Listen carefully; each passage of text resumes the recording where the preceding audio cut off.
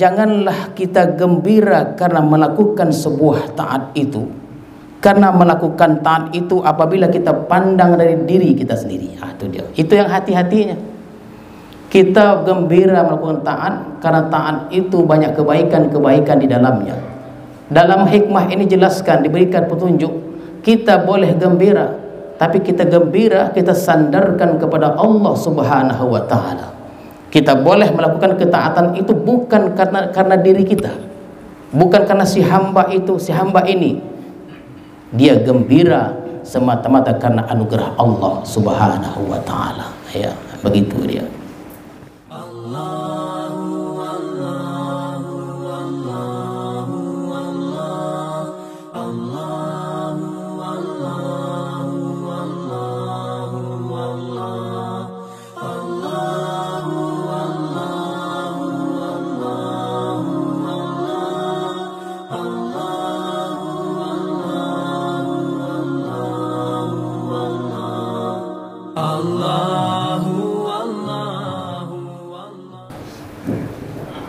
Al-Fatihah.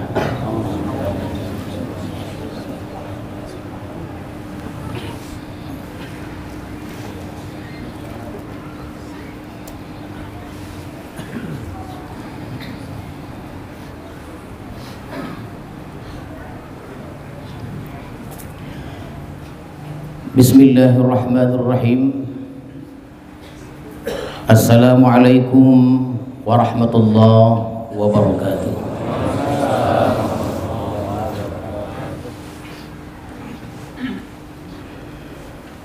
Alhamdulillahilladzi waffaqa man syaa min ibadihi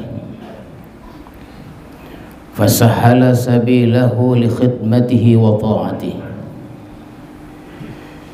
Ashhadu an la ilaha illallah wahdahu la syarika lahu fi hukmihi wa qada'ihi, wa ashhadu anna sayyidana Muhammadan abdu wa rasuluhu wa khairu ubadi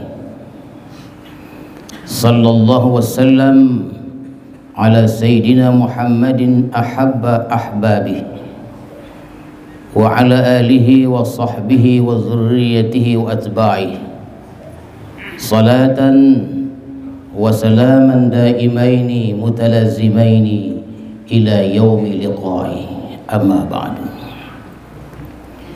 Tuan-tuan para khalifah, para asatidz, hadirin hadirat, serta para tetamu sekalian yang datang dari jauh maupun yang datang dari dekat. Alhamdulillah, marilah kita bersyukur kepada Allah Subhanahu wa taala di atas segala limpahan rahmat dan kurnia-Nya yang telah diberikan kepada kita semuanya, sehingga pada malam hari ini kita dapat melaksanakan salat maghrib berjamaah di madrasah ini. Salawat dan salam kita ucapkan dan kita sampaikan kepada Rasulullah sallallahu alaihi wasallam beserta keluarga, para sahabat dan para pengikut-pengikut beliau. Mudah-mudahan hadirin sekalian kita mendapat syafaat Rasulullah di hari kemudian nanti.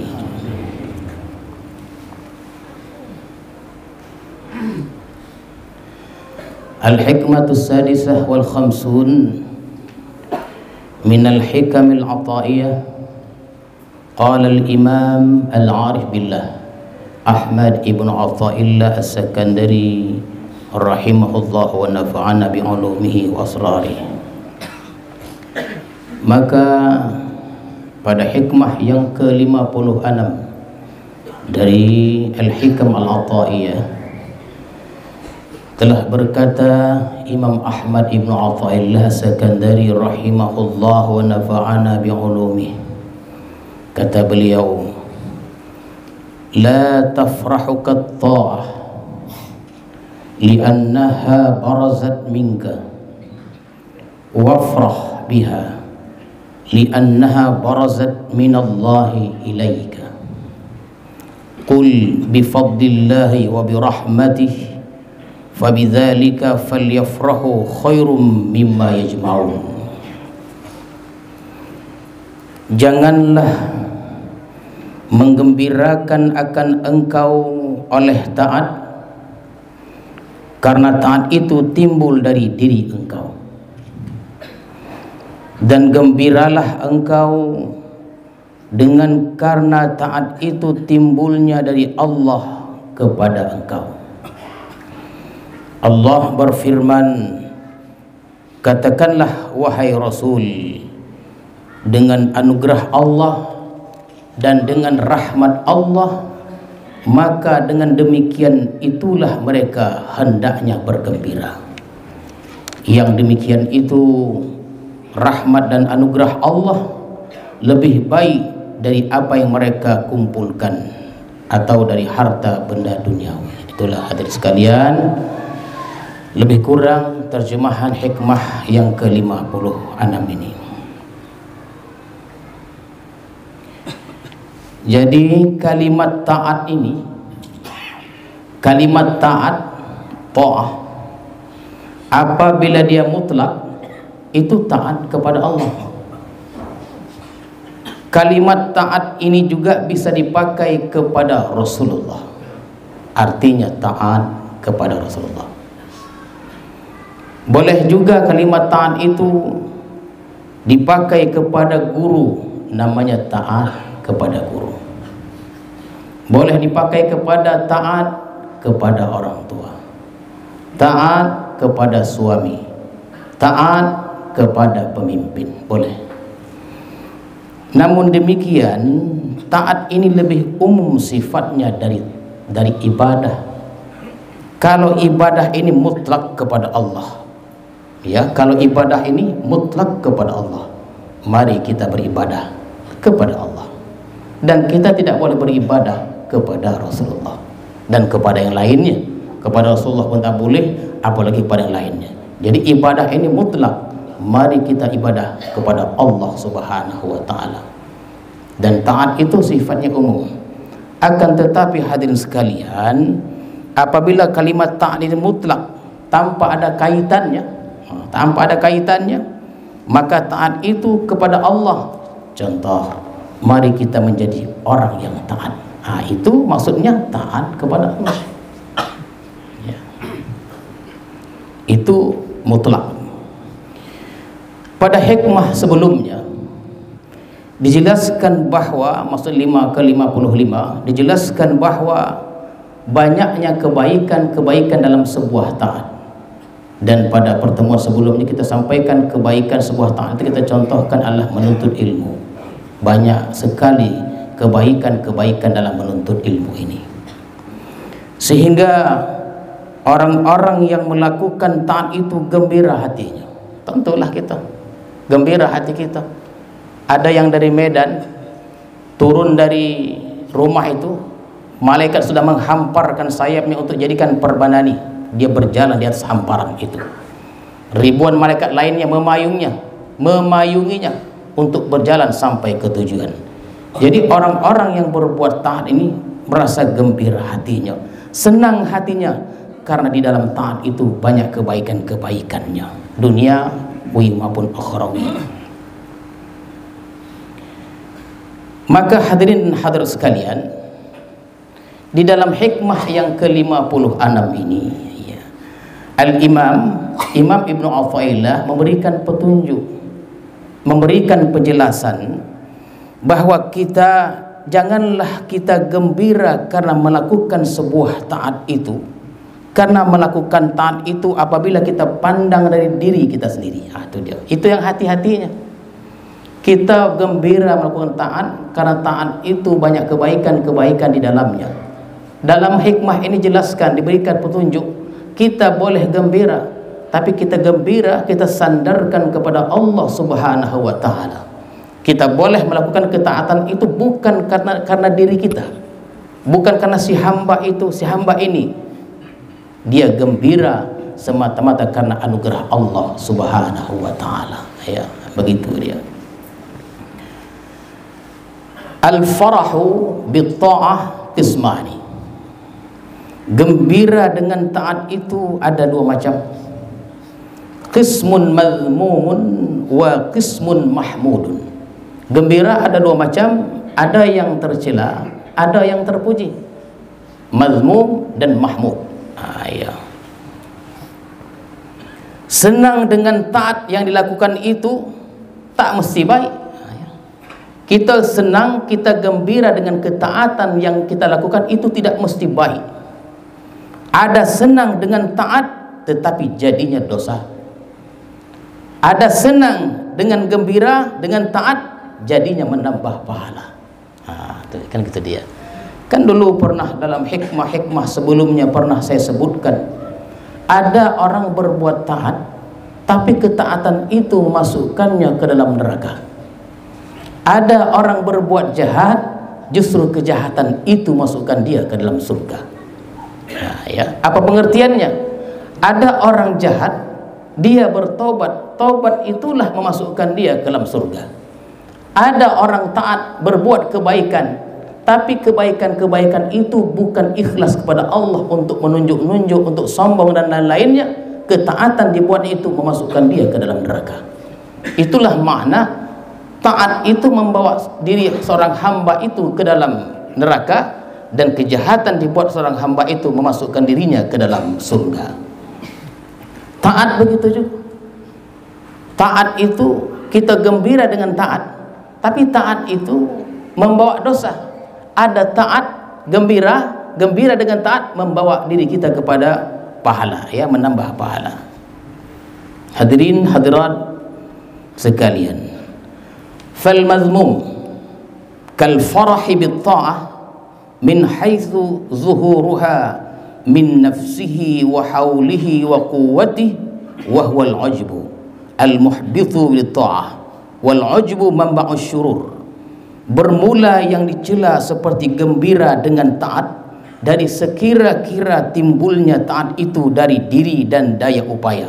Jadi kita memandang taat itu min nafsihi atau wa haulihi wa quwwati. Seorang hamba itu melihat dari dirinya dan daya upayanya. Ya. Dia suka salat, dia suka puasa, ya, dia suka zakat dan lain-lainnya, suka ini tercela. Kalau dia pandang dari dirinya sendiri, tercela. Suka atau gembira umrah 3 kali 1 hari, boleh?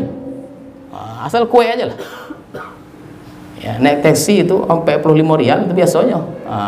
Ya, sampai 45 rial dulu lah. Pergi umrah, selesai, pergi lagi boleh. Ya. 1 hari 3 kali. Ya, 1 hari 3 kali. Orang yang Arab biasa tuh. Ya. Ini gembira seperti sonang dia. Ini tercela.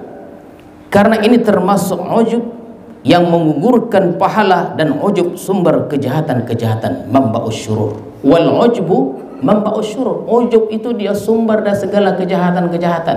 Ria, bakhil, sombong itu sumbernya ujub. Orang yang berbuat taat boleh sombong. Orang yang suka banyak berbuat taat, ia boleh meremehkan orang lain. Ini bahayanya nih. Kenapa? Karena dia memandang dirinya min nafsihi wa haulihi wa quwwati, daya upayanya. Itu hadirin dan hadir sekalian, ada satu kisah itu. Satu kisah diceritakan oleh Abu Hurairah. Ya, dikisahkan Abu Hurairah 3 orang. Ini 3 orang ini mereka yakin akan masuk surga. Kenapa? Ini hamba yang soleh.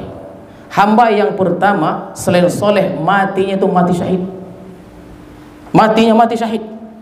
Sehingga yakinlah dia karena kesolehannya, bahkan mati dalam medan peperangan, masuk surga.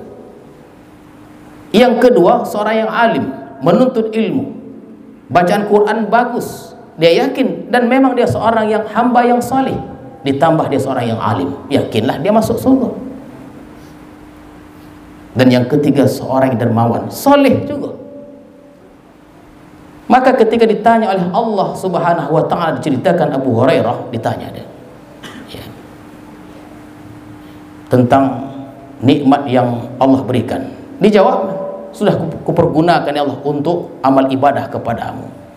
Ya, aku sebagai seorang hamba yang soleh dan matiku mati syahid. Kata Allah, engkau berdusta. Engkau mati syahid itu bukan semata-mata karena aku, karena engkau menunjuk-nunjuk supaya engkau disangka orang yang pemberani. Malaikat masukkan ke neraka. Ngeri gitu. Dah agak-agak nak surga tak jadi. Masukkan ke neraka. Dia syahid itu supaya dipandang uang dia, uang pemberani. Yang si alim demikian juga ditanya, sudah kugunakan nikmat-nikmatmu ya Allah untuk mengajar manusia dan kealimanku, engkau berdusta, engkau elokkan suaramu, engkau ria sebenarnya, supaya engkau dipandang orang alim dan lain-lainnya. Malaikat masukkan dia ke dalam neraka. Masuk ke dalam neraka. Ini orang alim, bacaannya bagus, tetapi amal-amal ibadahnya itu bukan untuk Allah, dan dia memandang dirinya sendiri.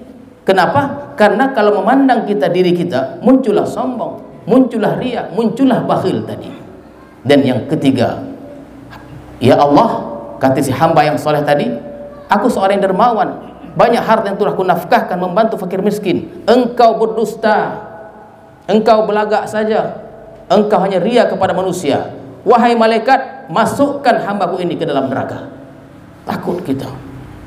Makanya dalam tarekat itu dia perlu zikir dan tafakkur, zikir dan tafakkur. Apakah amalku ini sudah elok? Takut kita terjebak. Itu bahayanya apabila kita memandang taat itu dari diri kita sendiri. Oh, karena aku taat. Oh, karena aku sehat, aku kuat, aku mampu membawa motor, mobil sampai aku ke madrasah ini. Jangan kita sampai ke madrasah ini semata-mata karena bihaulillah wa quwwatih, karena daya upaya Allah Subhanahu wa taala. Tiga-tiga yang sunako. Tak menginyam mungkin. Dan yang tercela pula seperti dia gembira dengan taat karena sesuatu yang dia lihat bahwa dia dengan taat itu berhak mendapatkan pahala. Ini hati-hati. Taat ini wajar aku dapat pahala ni. Gitu dia, wajar. Tak apa-apa gojogan, wajar aku dapat pahala. Kalau begini nanti meremehkan orang lain. Ya. Dia suka salat 100 rakaat. Ini dia. Lalu merasa berhak masuk surga. Ini tercela. Itu dalam kitab Rijal itu ada ya, disebutkan sejarah-sejarah para apa nih. Itu di zaman tabi'in itu banyak, saya tidak ingatlah satu persatu nama tabi'in itu. Tapi ada seorang hamba tabi'in bernama Amir Ibnu Abdullah. Tapi Hasan Basri dan Ibnu Sirin suka menyebut Amir Ibnu Abdullah dengan Amir Abdul Qais. Sehari sholatnya 100.000 rakaat. Itu dia. Jadi ada orang tidak percaya, itu terpulanglah. Ya, kita ambil saja riwayat ini. Kita jangan mempertikaikan riwayat ini. Ya. Di zaman tabi'in itu. Di zaman tabi'in itu ada orang 1.000 rakaat sehari semalam. Kalau Amir ini sehari 1.000 rakaat. Artinya kalau 8 jam itu dia satu rakaat tuh 30 detik. Itu dia. Begitulah kikio hitungannya. Jangan kena hitungnya nanti aja pulang. Tak sampai nanti hitungan dia. Sehari 1.000 rakaat. Itu dia. Kita nak anggar pula 100 rakaat. Di zaman dulu orang biasa 1.000 rakaat.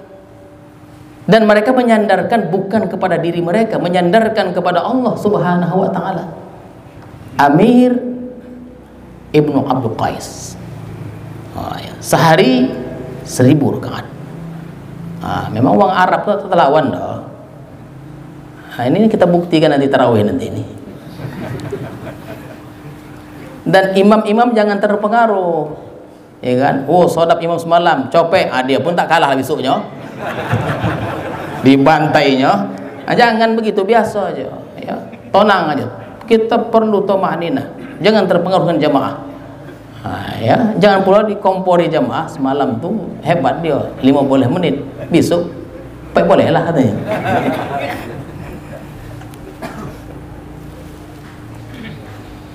Itu zaman tabi'in. atau dia puasa berbulan-bulan contohnya, dan gembira merasa berhak mendapatkan pahala, tak boleh juga. Tak boleh ya.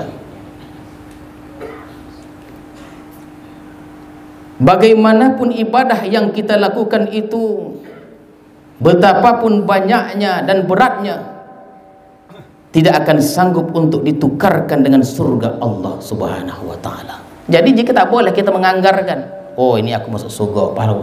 Tak cukup amal kita tuh untuk kita tukarkan dengan surga. Qala Rasulullah sallallahu alaihi wasallam, la yudkhila ahadan amaluhul jannah. Tidak akan boleh masukkan seorang akan amalnya itu ke surga, tak ada. Qalu wala anta ya Rasulullah, engkau juga, kata sahabat. Naam, qala wala ana, aku juga. Illa an yataghammani Allah birahmatih, kecuali Allah melimpahkan rahmat kepadaku. Rasulullah, hamba yang paling hebat ibadahnya, dimasukkan Allah ke surga atas rahmat Allah. Kadang kita ke kadang sembahyang, kadang tidak. Ya.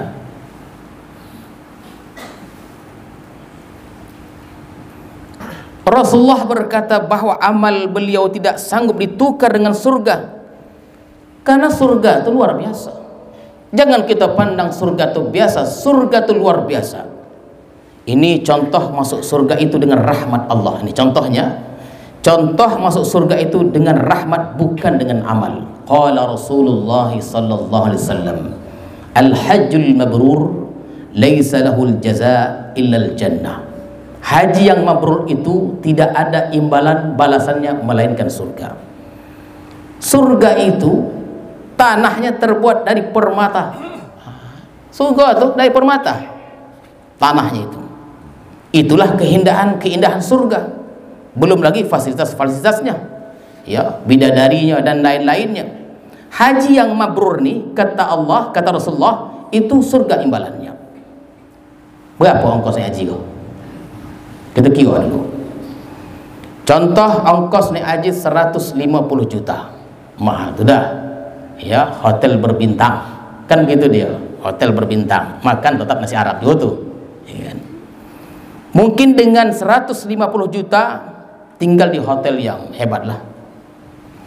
Tetapi Allah membalas 150 juta itu dengan balasan yang luar biasa. Ini menunjukkan rahmat Allah, karena duit tidak cukup untuk ditukar dengan surga. Kalau duit 150 juta itu dibolehkan ke rumah 150 juta, di Besilam hampir tak dapat. Di Besilam aja hampir tak dapat. Itu di Polonia itu ada kawasan itu satu tuh, banglo itu minimal satu rumah harganya 5 miliar. Lantainya dayomeh?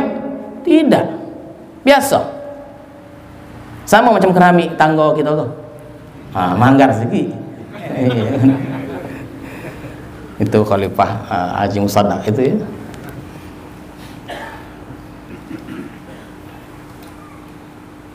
Duit 150 juta dibawa untuk haji mabrur, Allah tukar dengan surga. Itu namanya rahmat. Ya, rahmat. Amal tidak cukup ditukar dengan surga. Oleh karena itu, ibadah, kita beribadah lalu gembira dan merasa masuk surga, itu tercela. Ya, itu tercela. Itu kan pernah Jibril bercerita kepada Rasulullah bahwa dulunya ada seorang hamba beribadah 500 tahun. Kita pikir yang bersisa saja 200 tahun, 500 tahun.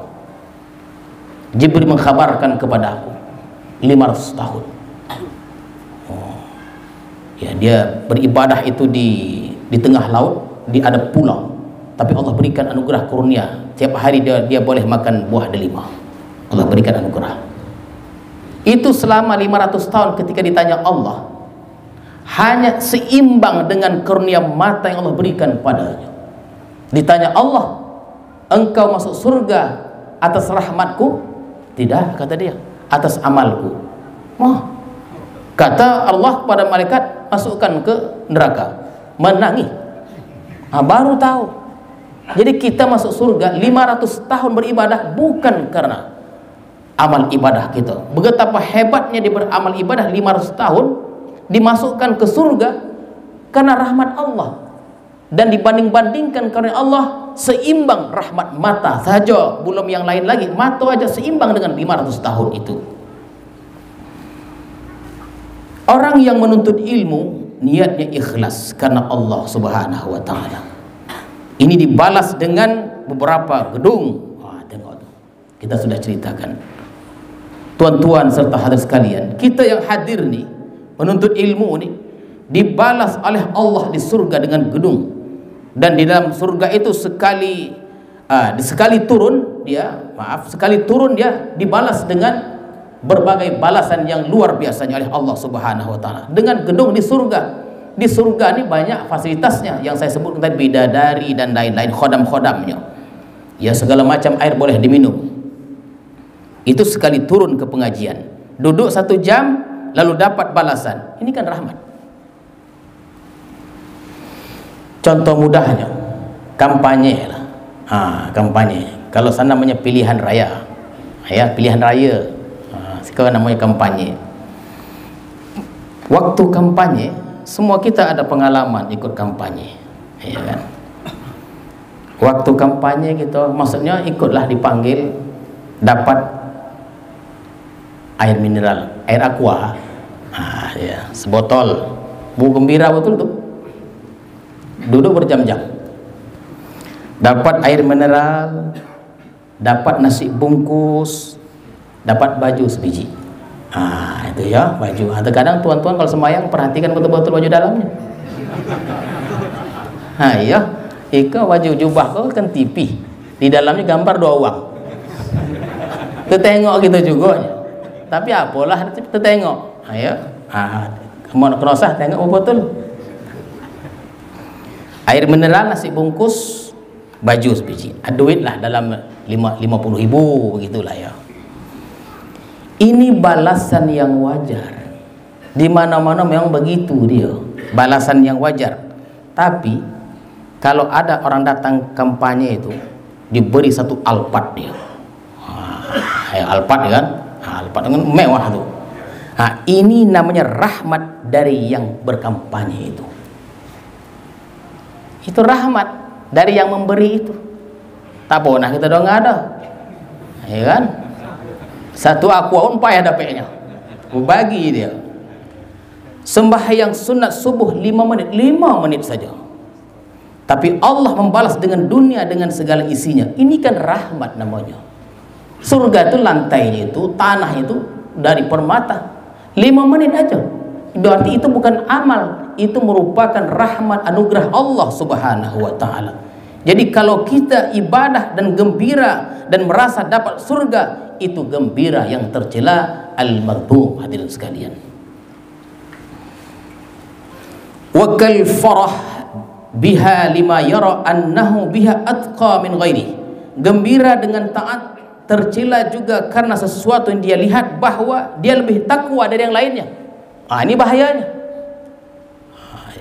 Itu kan ada 2 pemuda bersaudara, yang satu alim, yang satu jahek. Yang alim ni bonci dengan yang jahek kok. Dinasihatinya berulang kali. Bertobatlah engkau, katanya. Ini urusan aku dengan Tuhanku, kata yang jahek. Demi Allah bersumpah aku tidak akan diampuni dosamu dan engkau tidak masuk surga. Allah bertanya kepada si alim, dari mana engkau tahu? Hingga pada akhir hayatnya si alim dimasukkan ke neraka, yang jahat tadi dimasukkan ke surga. Jadi kita kalau nak agak hati-hati juga kata-katanya tuh. Karena surga dan neraka itu hak Allah Subhanahu wa taala. Jangan masa kita sudah beramal masuk surga, nanti balik nanti. Gocah. Ya.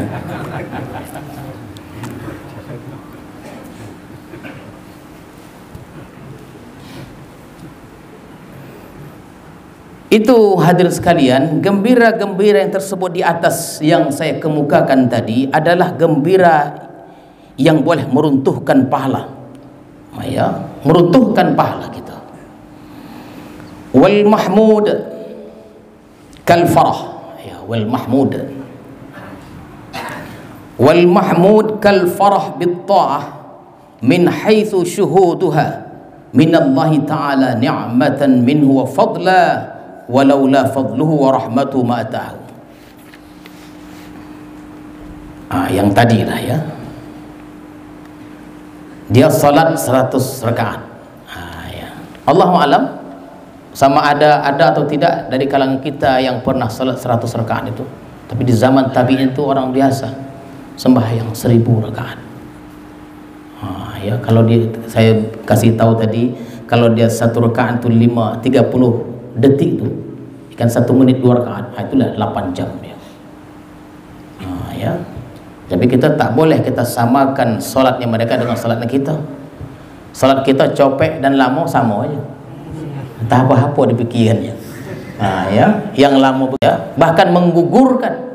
Tapi kalau kita solat 100 rakaat dan kita pandang kita mampu solat itu bukan karena diri kita, tapi karena Allah Subhanahu wa ta'ala, ini namanya Al-Mahmud, terpuji. Ya, tadi Al-Mazmum, sekarang Al-Mahmud, terpuji. Kismun Mahmudun. Yang disukai Allah itu, yang disukainya itu adalah anugerah Allah. Dia kalau gembira dengan taat itu, yang dia buat dia gembira itu, yang buat dia itu senang itu adalah karena anugerah Allahnya itu, bukan karena dirinya. Goma dia memandang diri dia, ini bahaya. Dia suka karena anugerah Allah Subhanahu wa ta'ala, bahwa ia boleh taat, bahwa ia boleh beribadah karena Allah, itu karena anugerah Allah Subhanahu wa ta'ala. Wa kal farah biha min haitsu innaha alamatu hubbillahi wa sababun fil qurbi wa la yarawna li anfusihim haulan wala quwwatan. Dan gembira yang terpuji pula adalah, selain yang saya sebutkan tadi, dan gembira yang terpuji pula wakal farah adalah gembiranya dia dengan taat, dari sekira-kira bahwa taat itu ada tanda kecintaan Allah Subhanahu wa ta'ala. Itu namanya innaha alamatu hubbillahi ta'ala, sebab kedekatan dengan Allah, dan mereka tidak melihat diri mereka daya upaya, wala yarawna li anfusihim haulan wala quwwatan. Mereka tidak melihat diri mereka itu, yang mereka lihat itu adalah anugerah Allah Subhanahu wa ta'ala. Itu Imam Jazuli. Ini dia Imam Jazuli, ini kan penulis salawat Dalail Khairat ya. Ini sufi Maroko, Maghribi. Namanya, nama panjangnya saya tak hafal. Yang saya ingat Imam Jazuli, penulis Dalail Khairat. Suatu hari beliau ni pergilah ke sebuah perkampungan, ya kan? Pergi dia dalam beberapa orang, dan beliau pun kehausan. Ditengoknya lah, tidak berapa jauh dari tempatnya itu, ditengoknya ada sumur telaga. Dipandangnya sayup ke bawah tu air itu, bukan main jauhnya air ini, tak berapa meter. Ditengok kanan, ditengok kiri, tak ada timbul ya untuk mengambil air tadi. Dipanggilnya seorang budak perempuan dalam usia 10 tahun. Bunayyah, tali, kemarilah. Macam mana cara mengambilnya kau? Itu dia. Macam mana cara mengambilnya? Kami tiap air minum kau. Macam mana caranya? Jadi budak kau tadi diletaknya tangannya di atas apa kau? Telaga kau, naik air kau. Ikut dia. Ikut amalan ni kau perlu. Iya.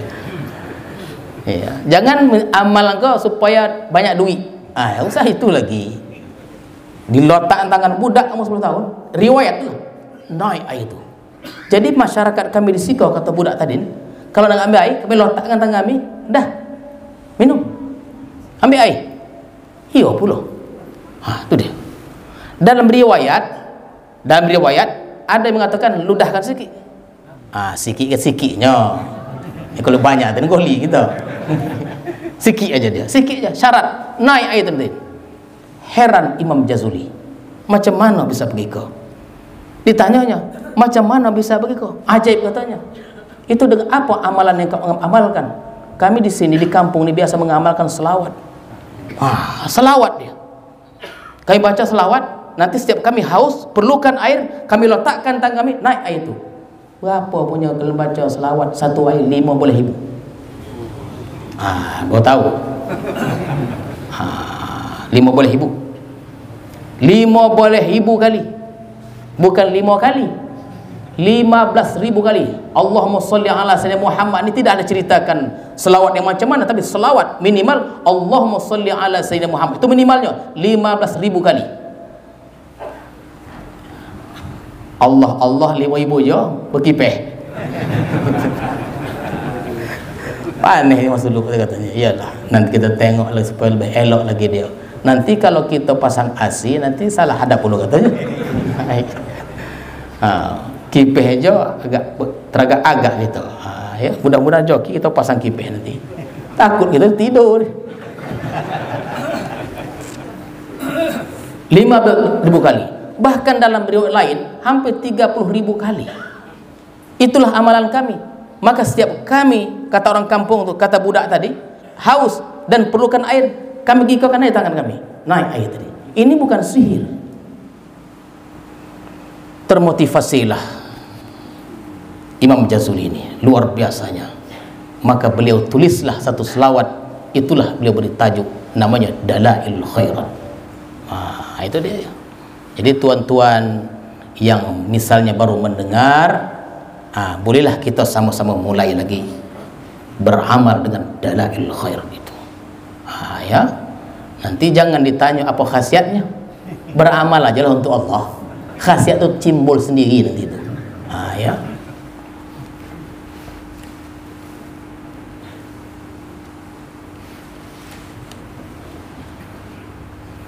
Jadi hadirin sekalian, berbuat taat itu suka ya. Jadi kenapa suka? Karena taat itu tanda disayang oleh Allah Subhanahu wa taala. Jadi sukanya kita itu karena tanda disayang oleh Allah, alamatu hubbillah. Dan taat itu bukan kekuatan diri kita, tetapi taat itu alamat bahwa aku dicintai oleh Allah Subhanahu wa taala. Jadi kita boleh gembira. Gembira seperti ini terpuji dan menambah pahala. Ya, gembira yang saya ceritakan ini itu menambah pahala. Kita sandarkan, ya Allah, ini waktu kita turun tangga tadi, la haula wala quwata illa billah. Ya Allah, aku boleh sampai ke bersilam nih. Kalau orang bersilam, ya Allah, aku boleh sampai ke Nosah ini atas karena Engkau ya Allah. Terima kasih ya Allah. Itu goma Allah itu. Ya, goma Allah itu gitu. Ditambahnya pahala. Gembira yang terpuji itu seperti yang diisyaratkan Nabi Muhammad sallallahu alaihi wasallam. Sabda beliau, "Man sarrathu hasanatuhu fahuwa mu'min." Siapa yang gembira oleh kebaikan-kebaikannya, dia senang berbuat baik, ya, kebaikannya karena Allah maksudnya. Dia senang berbuat baik, itulah orang yang beriman.